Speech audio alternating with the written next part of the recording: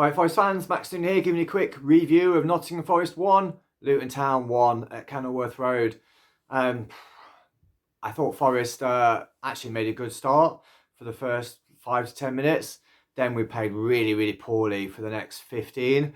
I thought Luton were by far the better side for that period of the game. I didn't think we were closing down enough.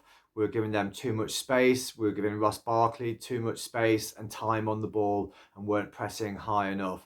Uh, Luton had a few shots from distance, one good save from Sells. But then Forest played themselves back into the game. I thought we started pressing better. All of a sudden we could pass the ball to each other better. Because like first 15 minutes, 15, 20 minutes, we kept giving the ball away in our own third, which just piled the pressure on. But we started creating some good stuff. Sells' distribution was really, really excellent for that period. He kept finding Origi on the right, and I was questioning why Origi was playing and not Callum Hudson-Odoi, given that Callum Hudson-Odoi pops up with goals, especially in away games. But actually, that high ball from Sells out to Divock Origi, he's got the height and he's got the strength to win that, and set up quite a few attacks. Was unlucky with one that was cleared off the line. And then, really, really good goal. Good work down the right. Good ball into Nico Williams, who again, I thought had a fantastic game, especially going forward, but also defensively. Probably our man of the match. And I'd say probably, on for one of the players of the season and, probably most improved player over the last couple of years at the City Ground also. Great little cutback from him to Morgan Gibbs-White, who, brilliant cross because he knew Chris Wood would be where he was, and that's what you get with Chris Wood up front. The players know where he's going to be, and they know if they put the ball there, he knows how to find the back of the net, and it's exactly what he did with a cute finish. And then Forest dominated the game. Really, I thought we played really well until about the last 5 minutes of the half, and then we sat back again. We stopped closing down. We gave Barkley too much space, and Luton really pressurised us for the up until half time. And then second half, we looked in control. Luton weren't creating any chances. Alanga had a brilliant effort, cleared off the line, and we're coming into the witching hour because we just can't keep clean sheets. We can't keep the ball out of the net when it gets to those minutes. I just don't know what's going on, and our absolute incompetence from corners struck again.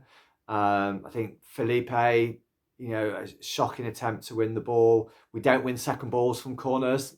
Fact, we just don't do that. And we're awful at defending corners. And then we hung on partly because the manager had taken off all our best players, so there was no chance of us trying to get back into the game. I think really, really disappointing to see take off Wood. I thought would have had a really good game, held the ball up well, set up play, wasn't looking particularly tired to me. And would also give us that extra height in defence. And we saw, games under Cooper where Chris Wood really helps out in defence when we're trying to see games out. So, I think that was poor decision from the manager, and also poor taking off him and Origi. So we're playing with no recognised centre forward, no front man to hold the ball up, and taking off Morgan Gibbs-White. That was the time for the calmness in the middle of the park, and somebody who takes responsibility and accountability for the ball in the middle of the park that Morgan Gibbs-White gives us, and gets us on the front foot from defensive positions.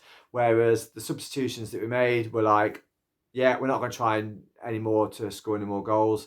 We're putting on every single defensive midfielder we've got at the club and defenders, and we're going to see the game out. And it came back and bit us on the bum because we can't see games out. We absolutely know that. And you know what?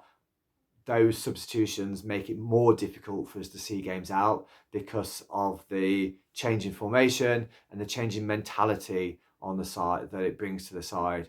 All of a sudden we're backs against the wall, we're defending, and I think Luton had more corners in the last 5 minutes plus injury time. Then they had the rest of the game put together, and it was inevitable that they were going to score from one because we can't defend corners. Pathetic.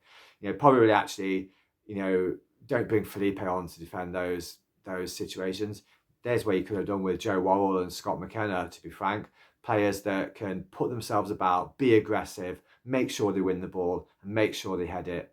So really poor. I think it's on the manager. I think it's on the manager again, for one, substitutions, two, the mentality shift that he puts on the players for the end of the game, and three, what on earth is happening in training in terms of defending set pieces.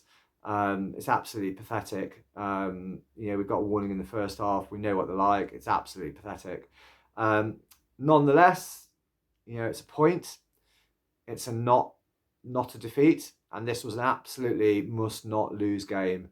So we didn't lose the game. We got a point, but look, Luton have got 9 men out. They're in shocking form. They've lost, I think, like 4 in a row. They've had an absolutely devastating defeat in midweek, and we go there and give them hope again. And we gave them hope in the first half by sitting back and not closing down and let them boss us around. And now we've given them hope again at the end of the game by brain fart managerial decisions and incompetent defending. We've given them hope, whereas we could have snuffed all hope out of them. Could have been 6 points clear, and laughing. Instead, right back in it, and we'll see what Monday brings. Come on, you Reds.